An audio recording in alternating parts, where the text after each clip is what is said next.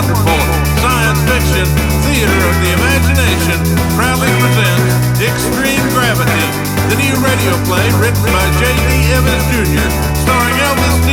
Tripp and his traveling troupe of strange voices, and featuring the musical styling of Milford Whittle and his finger puppet marching band, with Sue Monty's silly announcements by Warpole the Potato.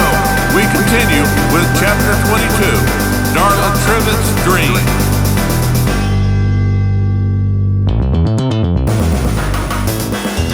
Junior Company Director Jack Cavins was heard screaming, "Yes! Yes! Yes!" over and over in a confession to Darla Trivit, who had just taken control of his mind. Junior Company Director Jack Cavins admitted to doing everything that happened in Cloudland in the ballroom, where just moments earlier, in complete control of Darla's mind, Cavins had forced her simulacrum to do her sexy dance like pretend Ginger Rogers by virtue of controlling her mind using the Arvelian mind machine interfacing equipment he was awarded as punishment for Darla for crimes she had committed against the Imperial Director and his Arvelian consort Lola Watkins. For Darla Trivit, this instant in time in Cloudland was the culmination of a dream Darla Trivit had experienced over and over for what appeared to be years as Junior Company Director Jack Cavins controlled her mind and simulacrum and made her dance in a Cloudland ballroom for his pleasure. Little did Cavins know that instead of this being punishment for Darla Trivit for transgressions against the Imperial Director, this actually was something Darla enjoyed very much.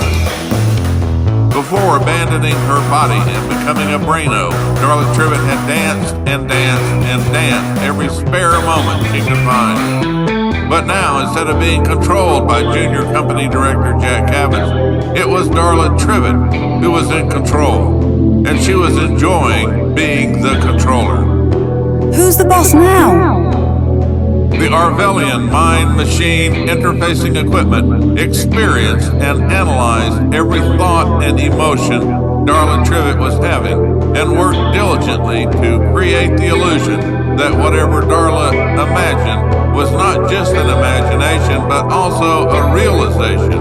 And so when Darla thought to herself how a crowd must be overjoyed, what she soon heard was a crowd of overjoyed observers watching, listening, and feeling everything glorious about Darla's victory over Junior Company Director Jack Cavins. Everyone should have cotton candy and chocolate truffles. No sooner had Darla Trivit thought to herself that everyone in the crowd should have cotton candy and chocolate truffles. The smell and taste of cotton candy and chocolate truffles perfused Cloudland, and the crowd became all the more enthusiastic.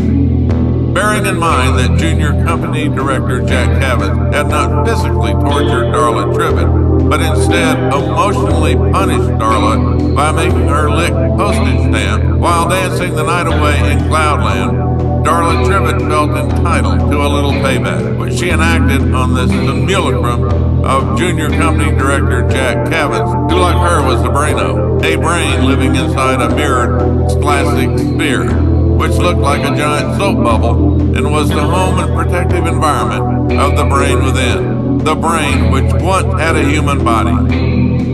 Darla took no small amount of pleasure in observing Junior Company Director Jack Cavins' simulacrum clapping his arms like a jumping French Canadian of Maine and yelling, "Yes! Yes! Yes!" over and over. Who's a jumping French Canadian now? Why a jumping French Canadian of Maine?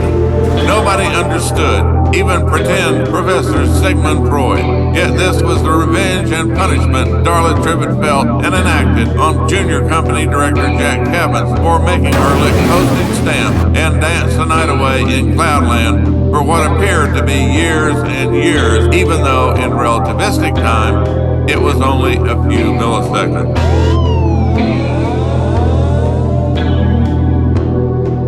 After abandoning their physical bodies to become brains, living in mirrored, scholastic spheres, the Imperial Director company directors, junior company directors, and others among the Brainos had what appeared to be an infinite amount of time with which to pursue what normal people would consider to be the most frivolously stupid thoughts and ideas possible. And it was in this way that Darla Trivit inadvertently insulted the Imperial Director by sharing the unusual thought that the Imperial Director's Arvelian consort, Lolawagi, was more like a shrubbery than a flower when in her plant phase. She's more like a shrubbery than a flower. This was not something which among normal thinkers would rise to the occasion of being a serious insult and offense. But in the world of Brainos, any adverse or bad thoughts were considered to be simply inappropriate and offensive in the extreme. Something which led the Imperial Director to give Junior Company Director Jack Kevin the security override codes for Braino, Darla Trivit's mirrored classic sphere, and by doing so to give Junior Company Director Jack Kevin complete and total control of Darla Trivit's mind, or at least what initially appeared to be complete and total control of Darla Trivit's mind. Something which Darla Trivit, in the moments when she took refuge in the island of comfort within her mind, led Darla to imagine that one day she would be able to take control of her situation and to turn the tables on Junior Company Director Jack Kevin, which is what she had just done when, in a moment of Kevin's weakness, she used the Arvelian mind machine interfacing equipment to take control of Junior Company Director Jack Kevin's mind and to make him scream and flap his arms like a jumping French Canadian of Maine madman and professional lumberjack.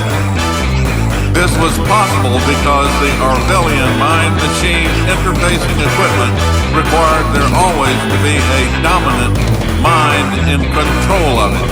So when in a moment of emotional weakness, Junior Company Director Jack Kevin became temporarily submissive, Darla Trivit became the dominant mind, and by doing this, seized control of the Arvelian mind machine interfacing equipment. Darla enjoyed the moment until, like all such moments, it became a bit boring. And then, in a surprising move, Darla commanded Junior Company Director Jack Kevin's attention and spoke to him in a way he understood and focused his mind on the devious scheme Darla had devised while seeking refuge and comfort in the secret island in her mind. A scheme to make the Imperial Director act as if he were a bubble-making machine acolyte for champagne music maker pretend Lawrence Welk. Instead of being in complete and total control of the company's universe, the Imperial Director would be nothing more than an acolyte of a bubble-making machine, which insofar as Darla was concerned would be wonderful, wonderful, wonderful. Not so curiously or even surprisingly, Junior Company Director Jack Kevin, like Darla Trivit, had dreamed of dancing the night away. Darla Trivit dreamed of being pretend Ginger Rogers, and Junior Company Director Jack Kevin dreamed of being pretend Fred Astaire, and the two of them danced and danced to the big band style polka music of pretend Lawrence Welk and his champagne music makers, while bubbles filled the air in the ballroom in Cloudland. Lola Waki, who in Darla Trivit's fantasy was in her plant phase, exuded flower-like fragrances to entertain the Imperial Director, even though at the moment the Imperial Director was focused primarily on being the beautiful acolyte of a bubble machine making bubbles. Junior Company Director Jack Kevin, with Darla Trivit in tow and traveling to the asteroid to survey the progress of work on the gravity generator, was surprised when Darla Trivit had seized the opportunity to take control of his mind and to introduce him to the reality of being a dancer like pretend Fred Astaire. For Junior Company Director Jack Kevin, this was almost too much to bear, and so consequently he simply stopped bearing it stopped screaming, yes, yes, yes, over and over and over, and started dancing. Now, Junior Company Director Jack Evans and Darla Trivit were dancing, but there was a key difference because Darla Trivit was not being forced to lick postage stamps. Instead, this was Darla Trivit's dream, and in it, Junior Company Director Jack Evans was employed by the Galactic Postal Service to deliver letters with postage stamps affixed after Darla Trivit already had licked them. With all this dancing, licking postage stamps, working for the Galactic Postal Service, and bubbles everywhere, even the usual stoic observers who observed everything found this to be nearly too silly for words.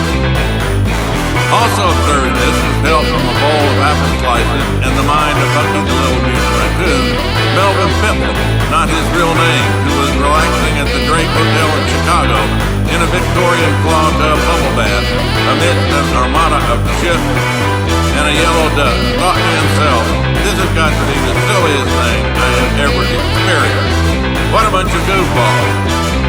Junior Company Director Jack Cabot and Darla Trivit, accompanied by the Imperial Director and his Arbelian consort Lola Waki and her plant base, were floating in Cloudland in a ballroom now filled with bubbles, and an audience enjoying cotton candy and chocolate truffles amidst a show of epic proportions, and were dancing the night away for what appeared to be an eternity, although actually it was just a few milliseconds, and like strawberry fields, nothing was real. But more correctly and accurately, nothing is real.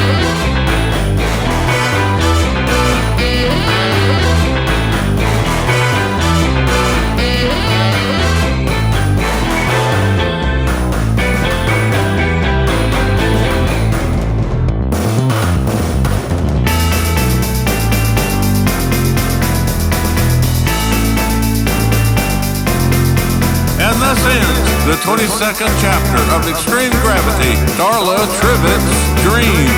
Stay tuned for the next chapter, The Mirror Ring on the Asteroid. This has been brought to you by the fabulously fabulous, marvelously marvelous, wonderfully wonderful science fiction theater of the imagination.